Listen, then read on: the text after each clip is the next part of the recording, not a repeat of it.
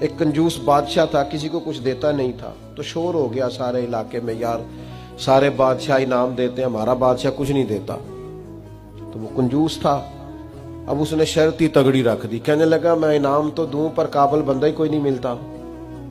میں کہا جناب کس قسم کا قابل چاہیے؟ کہنے لگا جی میرے سوال کا کوئی جواب دے گا تو اسے انعام دوں گا. کہا آپ کا سوال کیا؟ کہنے لگا بتاؤ میری ہتھیلی میں بال کیوں نہیں؟ جو بتائے گا اسے انعام دوں گا. تو ایک بندہ رند تھا, تنگ بڑا تھا اس سے, اس نے کہا چلو ٹھیک ہے, مرنا تو ہے ہی, لیکن اس بادشاہ کو نہ بات سنا کے مرنا ہے. کنجوس تھا اور زمانہ جانتا تھا کنجوس ہے. کہا جی میری ہتھیلی میں بال کیوں نہیں؟ کہنے لگا جناب آپ سخی بڑے ہیں, دے دے کے بال گھس گئے آپ کے.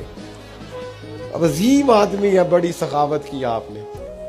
تو بادشاہ کو غصہ آیا, چونکہ چور کی داڑھی میں تنکا, مجھے پتہ چل گیا کہ اس نے جو طنز کیا میرے اوپر. غصے میں کہنے لگا اچھا جی میری میں دے دے کے نہیں ہے تو تیرے ہاتھ کی ہتھیلی میں بال کیوں نہیں؟ کہنے لگے جناب نے دیا بڑا ہے اور میں نے لیا بڑا ہے, حالانکہ 1 روپیہ نہیں دیا کبھی اس کو. تو وہ بادشاہ اور غصے میں آ گیا کہ یار یہ تو بڑھتا ہی جا رہا ہے. اس نے کہا اچھا جناب تو یہ جو سارے بیٹھے ان کی ہاتھوں کی ہتھیلیوں میں بال کیوں نہیں؟ کہنے لگا بادشاہ آپ دیتے رہے میں لیتا رہا, یہ ہاتھ ملتے رہ گئے بیچارے, کہ اس لیے نہیں ہے. بادشاہ مجبور ہو گیا, کچھ نہ کچھ دینا ہی پڑا. بعض لوگ اللہ دے رہا ہے, بندے لے رہے ہیں, آپ بلا وجہ ہاتھ مال رہے ہیں. آپ دل بڑا کریں, سینہ بڑا کریں. جس سے رب نے کوئی عظمت دی ہے اس کی عظمت کو ماننا سیکھیں.